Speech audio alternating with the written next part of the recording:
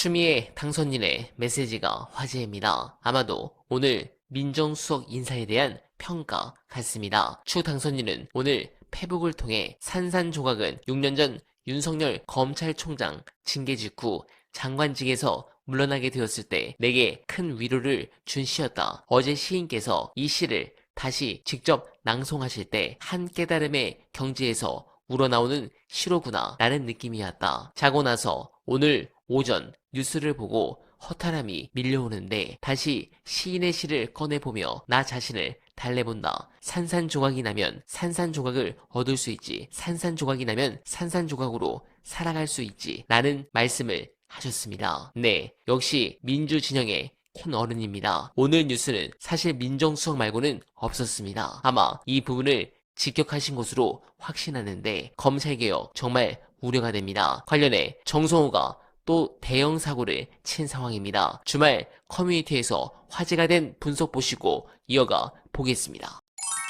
이번 결과 사실 얼마든지 바뀔 수가 있었습니다. 결정적인 증거가 제대로 제출이 됐다면 결코 이런 판결이 나오지는 않았을 겁니다. 결정적인 증거 두 가지가 이번에 법원에 제출되지 않았습니다. 첫 번째는 지난해 국정조사 과정에서 나오는 국정조사 보고서, 국정조사 과정에서 등장했던 각종 녹취록, 이것들이 하나도 법원에 증거로 제출되지 못했습니다. 법원이 증거 채택을 거부했어요. 이게 제일 결정적이죠. 그 녹취록들을 제대로 법정에서 플레이만 했었다면, 제대로 듣기만 했었다면 이런 사태가 났을까 저는 참 고민을 했습니다. 그래서 생각을 해봅니다. 그리고 또 한 가지 중요한 것이 서울고검의 감찰 보고서입니다. 서울고검 감찰 보고서, 이것이 법정에 제출이 됐었다면 얘기는 또 달랐을 겁니다. 그런데 서울고검의 감찰 보고서가 법정에 제출되지 않았습니다. 앞서서 말씀드렸던 국회 국정조사 보고서는 법원이, 재판부가 증거 채택을 거부했기 때문에 제출되지 못했습니다. 하지만 서울고검의 감찰 보고서는 법원이 제출하라고 명령을 했는데 서울고검이 제출을 안 했어요. 법원이 제출하라고 했다고. 근데 검사가 제출 안 했다고. 그 결과 3대4 그렇게 해서 유죄가 나온 겁니다.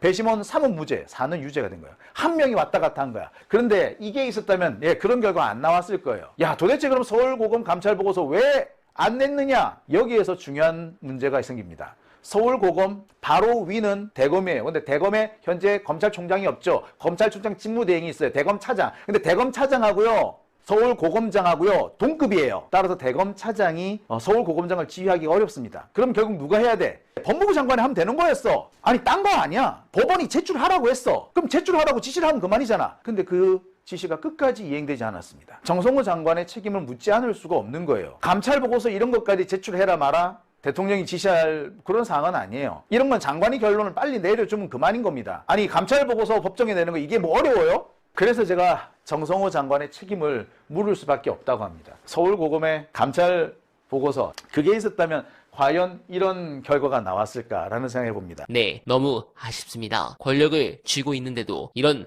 잔챙이 하나 처리 못하는 현실이 황당합니다. 저는 이번 사태를 굉장히 위기라 봅니다. 제가 이재명 대통령을 일부 비판한 것은 미움도 아니고 지지, 철회도 아닙니다. 이 위기를 직감적으로 감지하는 것은 유튜버들이 더 빠를 겁니다. 민심이 느껴지기 때문입니다. 제 생각에는 이 대통령의 지지율이 차주 더 빠질 수 있습니다. 그러면 그때는 정말 위험합니다. 지금이라도 지지층을 위로하는 행보가 나오길 간절하게 희망하며 원하면은 내일도 최선을 다하겠습니다. 여러분 고맙습니다.